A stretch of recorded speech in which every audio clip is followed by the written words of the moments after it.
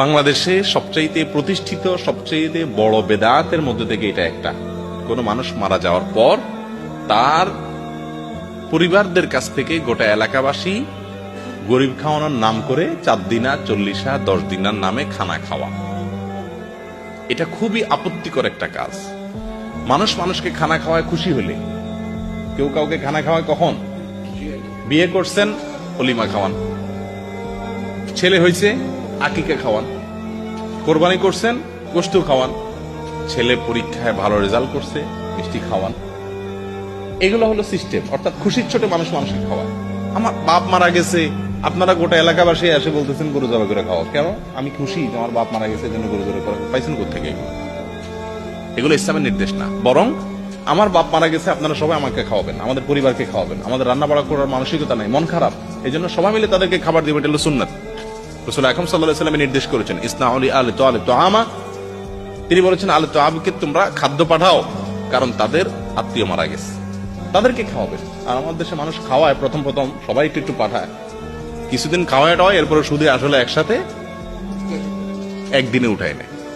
40 নাম দিয়ে বিশাল অনুষ্ঠান করে সবাই আবার খেয়ে সার দেন।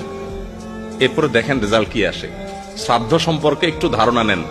শ্রাদ্ধ হলো হিন্দু ধর্মের একটা খাবারের অনুষ্ঠান। কেউ মারা গেলে তার পক্ষ থেকে বা তার জন্য, তার স্বর্গে শান্তির জন্য হিন্দুদের ধর্ম মতে এলাকাবাসীকে খাওয়াইতে হয়। এটার নাম হলো শ্রাদ্ধ। সেই শ্রাদ্ধ থেকে এই মুসলমানদের মধ্যে জিয়াফত আসছে। এটা কোরআন হাদিস থেকে আসে না, এটা আসছে হিন্দুদের কাছ থেকে। এখন মুশকিল হলো, যদি কেউ না খাওয়ায়, এলাকার সবাই বলবে যে কি ছেলে রেখা গেল, একটু কাউকে হাত ধোয়াইলো না। বলে কি বলে না? এটা কোনো কথা? আল্লাহ আপনার হাত দিছে, আপনি নিজে ধুইবেন, মাশাআল্লাহ, আপনার আরেকজন হাত ধোয়াবে কেন? এটা কেমন কথা?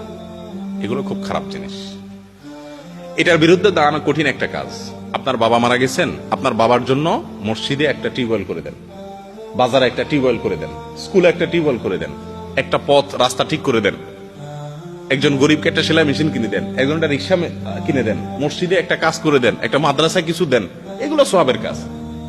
কিন্তু আপনি ওই হিন্দুদের খাওয়ানি দেখে দেখে আপনি করবেন? আপনি তো মুসলমান, আপনার জন্য কোরআন হাদিসে বিশেষ নির্দেশনা আছে। এই জন্য মানুষ মারা যাওয়ার পরে খাবার অনুষ্ঠান করা, বিশেষ করে দিন ঠিক করে 4 দিনা 3 দিনা 10 দিনা 40 দিনা, এগুলো হিন্দুদের শ্রাদ্ধ থেকে আসছে, এগুলো বিদআত।